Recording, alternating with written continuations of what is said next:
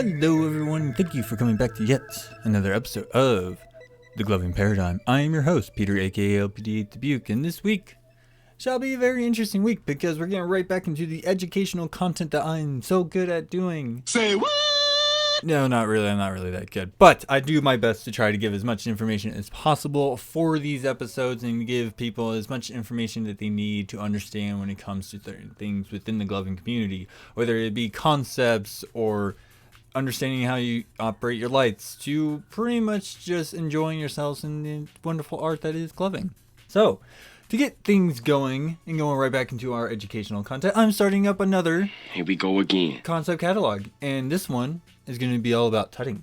And of course, what is tutting? Tutting has been one of those dance styles that started in the streets, as most of the dance styles that we have adopted into our lovely little craft has started in street style dancing. And of course, there's a lot of controversies about its origins. You know, it's traced back as early as the late 70s into the early 80s. There's people who have been commemorated for popularizing or inventing the dance style, but there's again a level of controversies within all that stuff. So I will certainly say I'm not going to bog down this episode with all the history of tutting and trying to make sense of what the history is trying to tell us, but instead just please do know that yes, like gloving, it has a murky origin background and became popularized and codified within the 80s into the 90s and of course into the early 2000s, but that is not the point. How dare you! So, we're going to get right into it, and first things first we're going to talk about is what is tutting. What I have found through probably the most concise way of defining it is through Wikipedia, because for some reason Wikipedia has been way more concise in terms of what they talk about and how they word things recently, and it's actually quite nice. Do you honestly think you're fucking funny? So, first things first, what is tutting? Tutting is a street dance style based on angular movements which are supposed to stylize the poses that are seen in release of ancient Egyptian depictions. Yes, that is referring to King Tutting, but basically tutting in a nutshell is a series of movements of angular positions and shapes and designs that allow you to create these intricate movements along the space that you are in. Now, granted, when it comes to tutting in itself and not like gloving tutting, but street tutting, I guess you can probably call it, it involved more of the entire body to make these angular, intricate shapes. As opposed to us as glovers, we don't use that as much. However, we do try to incorporate as much as we can to make more shapes and to make more designs when it comes to tutting. So, knowing that and knowing how the history of it all, which I will have a YouTube video linked about the history of tutting. That way you guys have some bearing of, if you want to learn more about the history of tutting, there you go. You know, I will certainly say it does get a little heated in terms of the controversy, so please keep that in mind and just try to take that with a grain of salt. But there are some things I do want to stress when it comes to finger tutting in terms of historical points, especially within recent times. Now, yes, I'm not going to sit here and say that this discredits all the previous work that people have done in the early decades, but these are the historical points I want to point out that does involve us as glovers as a whole. Mostly just because a lot of the people, some of the people that are involved in these historical points actually took up gloving as a hobby as well. So that's something to just keep in mind. So, one thing I definitely want to say is a lot of credit of the popularization, especially in the modern era, for tutting. A lot of people are crediting J Smooth Gutierrez in 2010 for his little ensemble in Step Up 3D. Yes, that is one big push that really got it popularized. It got a lot of eyes on it. And of course, we do have this wonderful thing that I think is hilarious. So, if you guys don't know who this person is, Julian J. Funk Daniels, who, if you don't know who that is, you definitely should look up his videos. He makes some wonderful tutorials. He's really good at tutting. It's one of his primary things. So, if you want to learn tutting, definitely look up his stuff. I'm pretty sure I'm going to have a lot of his stuff linked on this episode as it is. But, I digress. Stop it. Get some help. So, J. Funk has actually been credited to bringing more popularity to the style between his time of doing the commercial for Samsung, which was Unleash Your Fingers, if I remember correctly. Double check that if you want. And of course, He did also do the choreography for the movie Doctor Strange. Yes, they use finger tutting in Doctor Strange to kind of show how they cast their spells. And they also use it in the lovely little TV show on the Sci-Fi Network called The Magicians. If you have not known that, yes, they actually use finger tutting. They actually use choreography of finger tutting to kind of elaborate their spell casting, stuff like that, which is really, really great because, again, it brought more attention to the style for people to look at and evaluate. And it did bring a lot more people into it. I would certainly say, I'm not going to sit here and say that if it wasn't for Doctor Strange and for the Magicians, that gloving wouldn't be where it is. But I would certainly say if there was any giant surges that happened recently of bringing new people into the craft, it's probably because of those shows. They learn about tutting, and then, I don't see how you can't talk about gloving without talking about tutting because of how synonymous it is in the gloving community. So those are the historical points I do want to point out and let you guys know that these are these major points that really help popularize and bring a lot of attention to that art style, especially when it comes to tutting in general. Now, here are the things that I would definitely want to talk about when it comes to just the art style of tutting in general. There are mechanics that people understand of how it works. So tutting itself to me is a concept. And within a concept, you have moves or mechanics that help you facilitate the concept. So what are these primary mechanics that people use in tutting? Well, first one you should probably know is tracing. The next one is hinging, then pivoting, then isolations, stacking, and some grid work. These are all the main things that are primarily used a lot when it comes to tutting. Now, I will certainly say one major thing that people are going to probably tell you is that pivoting and hinging are the same thing.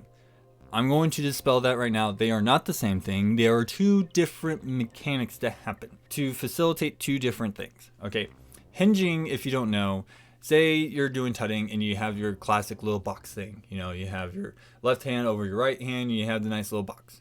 And then you turn your left hand 90 degrees, so now your index finger is pointing up. That is a hinge.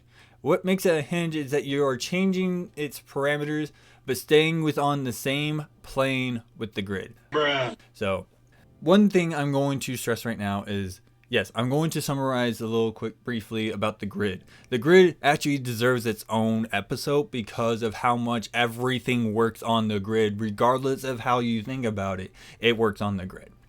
But to summarize it real quickly, what the grid is being referred to is this imaginary parameters of space. Okay, and what is the parameters of space that you're trying to identify is the space between yourself and your viewer, whether it be a camera or a person. Okay, that space is where your grid's going to be sitting. Now, you have three different axes to understand the grid. You have your x-axis, which is your horizontal, your y-axis, which is your vertical, and your z-axis, which is your forward and backward. Okay, you have 6 directions on the grid that you can go. Wow. Now, of course, when it comes to the grid and tutting, yes, there's a lot of things you can do with it. You can move points anywhere on the grid, you can move around the points on the grid, and you can move through the points on the grid. Again, that's just me summarizing the grid, and I will definitely have an episode set aside just on the grid work alone, because I know, for crying out loud, that thing is going to be a pain in the butt to cover because of how complex 3 days later and weird, in my opinion, the grid can get. Okay, so knowing how the grid works. Now, if you understand how the grid works in terms of just X, Y, Z axes, you'll understand how pivots and hinges work differently. Hinges work on the same plane of the axis that you're on. So if you're rotating on the same x-axis or the same y-axis, you're hinging. Pivoting is doing the same thing as hinging, except you are changing the directional of the axis that you're on. So, like with my example, say you're doing the classic box with your left hand being above and your right hand underneath, and then you hinge your left hand so your index finger is pointing upward. To pivot, you're going to rotate your hand 90 degrees so the pinky that you have curled up is facing towards your viewer, and you're still pointing upward. But your hand is changed on the axis. It is no longer on the x-axis, it's on the z-axis.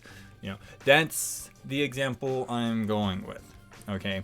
That way you can understand what axes you're working on. And that's how there's the difference between a pivot and a hinge. Hinge stays within the same plane of axis. Pivoting changes your plane of axis, of the axis. So with that being in mind, I just wanted to try and stress that out. But yes, the typical things you're going to see a lot of people do is tracing, hinging, and pivoting. But there are other things that go into play when it comes to tutting. You have isolations, and that's of course where your grid work comes in. If you're really good with your isolations, your grid work is going to show really well. But isolations is basically you have a fixed point that you are demonstrating to your viewer that this is a fixed point. So again, if you, for example, like put your finger pointing towards a wall and then you move your hand around but keep your finger in that same point, on the same point I should say, that's an isolation. You can pull that off in mid-air to make it appear like it's not moving, but everything around it's moving. Again, I did a wonderful episode called Integration Animation on isolations itself. So if you want to learn more about isolations, I definitely expect you to go over there and listen to that episode. It's actually wonderful. I did spend a lot of time understanding that one. So those are your main mechanics, okay? And it's one of those things that when it comes to understanding with these mechanics, the tutorials are going to show you how to understand how these mechanics work, and just giving you these very basic ideas of how tracing works, how hinging works, how pivoting works, how isolation your grid work works.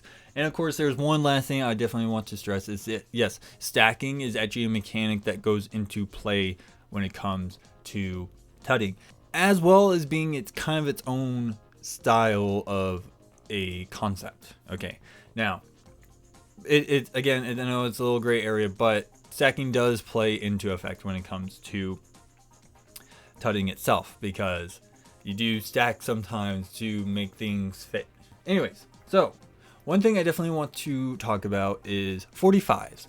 Now, if you don't know what people refer to when they talk about 45s, it's literally everything you're doing on tutting, but instead of being a perfect perpendicular to the floor, parallel to the floor, 90 degrees axes, you literally just shift it so everything's on a diagonal axis, therefore referring to as 45s. So when it comes to 45s, it's basically everything you know about tutting, but you're just putting it at an angle diagonally to pull off these 45-degree angles. Now, one major thing I definitely want to stress is, yes, it sounds so simple on paper just to shift it, but to actually properly execute it, it does take a little bit of thought and a lot of practice. So if you're somebody who wants to incorporate 45s into their tutting schemes, I will highly recommend, first of all, recording your video, recording videos when you kind of go do what I like to call dry runs, where you are actually trying to perform an actual performance, but it's actually just practice. And practicing a lot in front of a mirror.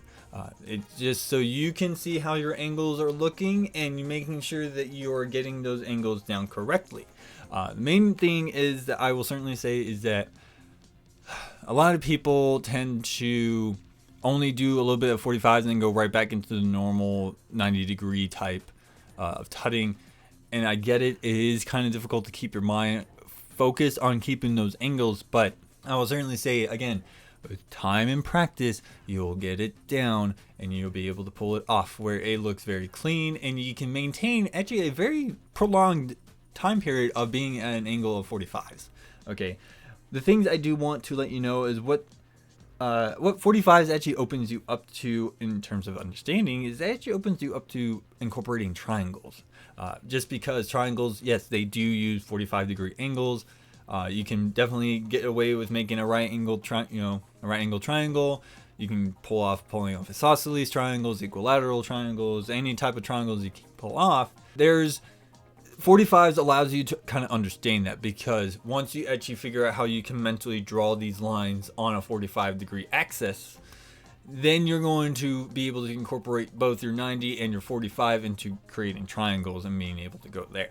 Now, granted, I would certainly say triangles kind of get its own episode as well, just because triangles is a very abstract, well, I don't even say abstract, it's actually rather concrete in terms of its nature. But when it comes to people incorporating triangles into a light show, there are a few caveats you do need to understand. I will certainly say when it comes to triangles and how it looks like in a light show, just putting your fingers in a triangle shape is not always going to work because you're going to just see the points. Now, if you're able to make sure that when you're like, just for the sake of example, we're making a triangle where you have both of your middle fingers making the base of your triangle, and then you have your 2 index fingers touching each other to make the top. All right. What people are probably going to do instinctually is literally line up their fingers on the base where they're literally lined up, where they're not on top of each other. Therefore, what happens is you are hiding a light. And the reason that is an issue for me is because now you're hiding a point of this triangle. So you have your index fingers touching each other, making one singular point. But if you hide one of your middle fingers behind the other middle finger, you're not showing a third point. You're only showing 2 points of this triangle.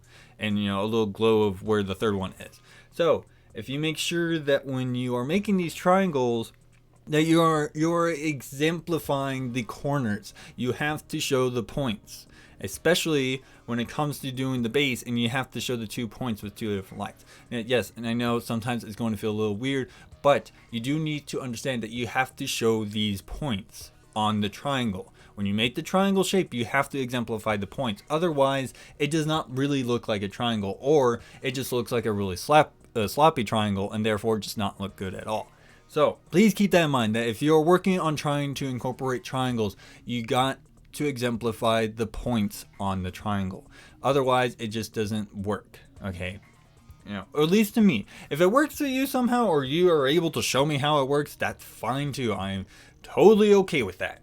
But above all, when it comes to tutting in general, in terms of what people want to say is tech, yes, I will agree. There's a lot of technique that goes into tutting because it takes a lot of precision and accuracy to execute these movements and have them be executed very cleanly. It takes a lot of discipline.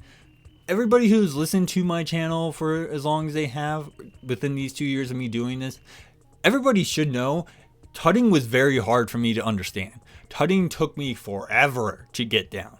So please understand, I know how hard it actually takes to really break these concepts down and drill them until your fingers freaking bleed. Just do it! But yes, you need to understand that it takes a crap load of discipline when it comes to tutting, just because it's not as much as creativity in terms of making intricate designs as much as that is. Yes, that is true when it comes to gloving, that we do want creativity and intricate designs when it comes to our tutting.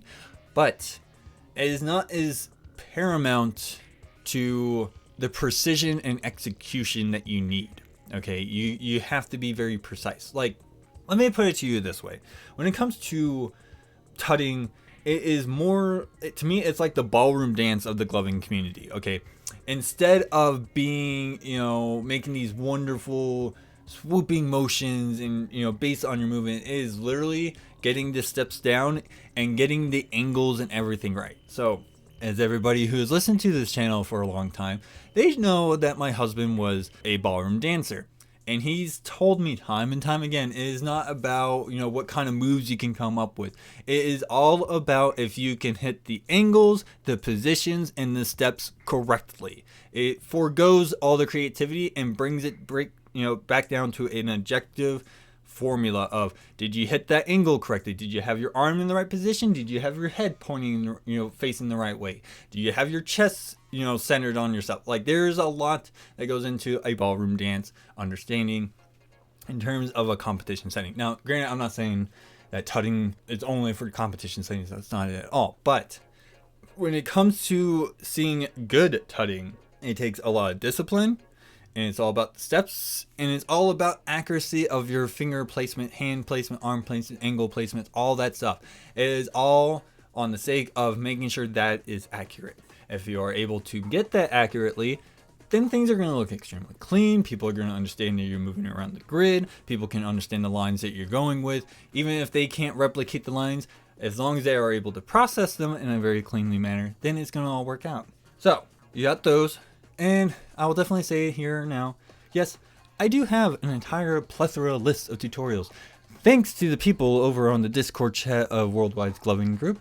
WWG is wonderful. If you're not on this Discord chat, you need to get your butt on there because these people are absolutely amazing and they help a lot of people out in their terms of their craft, including myself. I'm on there almost every night helping people out. But like I said, here are the tutorials that a lot of people have shared.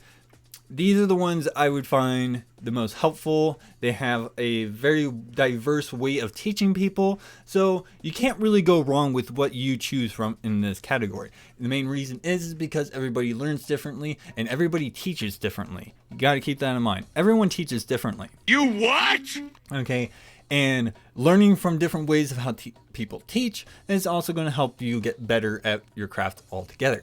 So I try to put as many different styles of people's teachings so that way you can find the one that works best for you. If none of those work best for you, then please let me know and I will try to help you figure out what can work for you.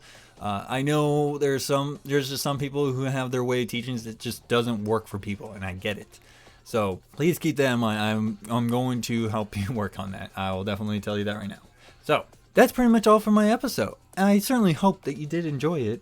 If you have any questions that I did not cover on this episode, you have the various, and I mean the various outlets you can hit me up at. Run. First of all, I do have a Facebook page called The Gloving Paradigm. You can always hit me up there.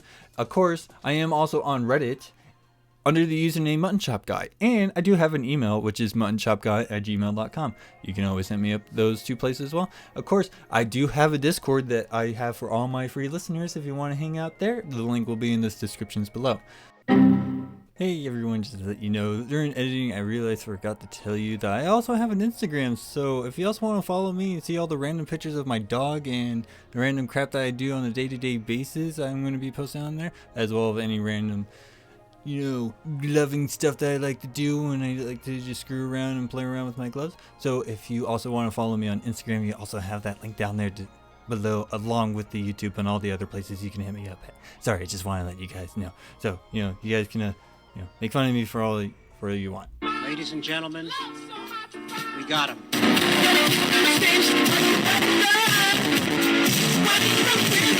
Of course, there's a couple other places you can hit me up at.